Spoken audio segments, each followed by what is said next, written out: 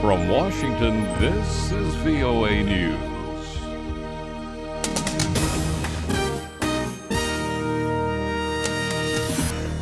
Coming up, more questions about the U.S. government shutdown and debt, and Libyan terrorism suspect pleads not guilty.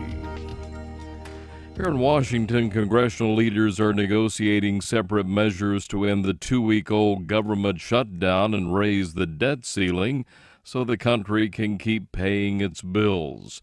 A Republican-led House plan would fund the government through December 15th and raise the debt ceiling through February the 7th. It would also make changes to President Obama's signature health care law, the Affordable Care Act, sometimes called Obamacare. The Senate plan includes reopening government and short-term debt limit increase and would start negotiations on spending cuts. Senate Democrats oppose attaching health care or any other issues to such a measure. Libyan terrorism suspect known as Abu Anas al-Libi has pleaded not guilty to charges linking him to the bombings of U.S. embassies in Kenya and Tanzania in 1998, in which 200 people were killed, 12 of them Americans. The suspected al-Qaeda member entered the plea on Tuesday in a New York federal court. Karen Greenberg is director of the Center for National Security at Fordham Law School in New York. This is interesting for two reasons. One is getting in custody another individual from the embassy bombings indictment. And the second reason is to understand more about al-Qaeda, what happened with al-Qaeda, Benghazi, etc. And so I think he's considered a very valuable source and resource for the United States right now, in addition to the prosecutorial elements. Al-Libi was snatched by U.S. Special Forces in Tripoli on October 5th, held on an American warship until arriving in New York on Monday.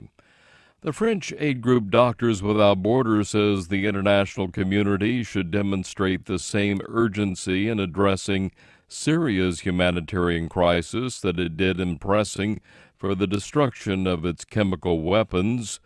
Meantime, Syrian warplanes and helicopters bombed rebel-held districts across the country Tuesday as most of the Muslim-majority country sought to mark the first day of the religious festival of Eid al-Adha.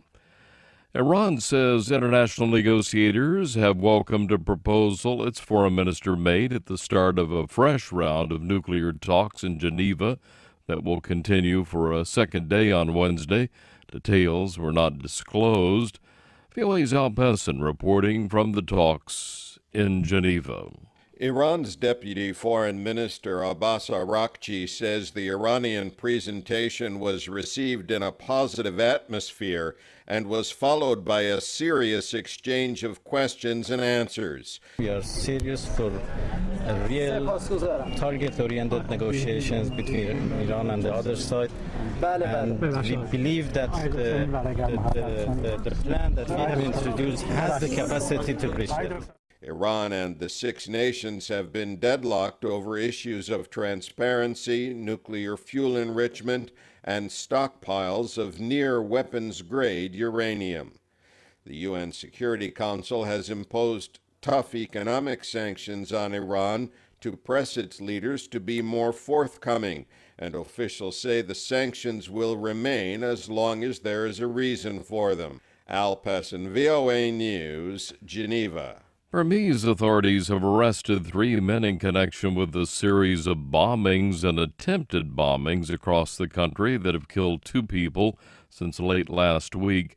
The men in custody were not named, and there is no word on a motive for the attacks. No groups or individuals claim responsibility for the incidents. Powerful earthquake that struck the central Philippines on Tuesday, killing at least 93 people and wounded hundreds of more, a popular tourist region. 7.2 magnitude quake was centered near Bohol Island, where authorities say most of the casualties occurred. The quake and several powerful aftershocks collapsed buildings, buckled roads, and sent frightened residents rushing out of their homes and businesses. Afghan officials say a bomb blast killed the governor of the province of Logar. It happened in the eastern part of the country.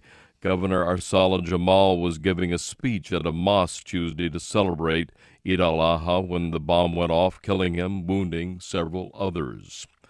Former U.S. Army captain received the nation's highest military honor for his bravery in one of the most deadly battles in Afghanistan. President Obama presented the Congressional Medal of Honor to William Swenson at the White House on Tuesday. Swenson was honored for his actions during a battle against the Taliban that claimed the lives of 5 Americans, 10 Afghan Army troops, and an interpreter in September 2009 near the Pakistani border. Get more news at our website, voanews.com.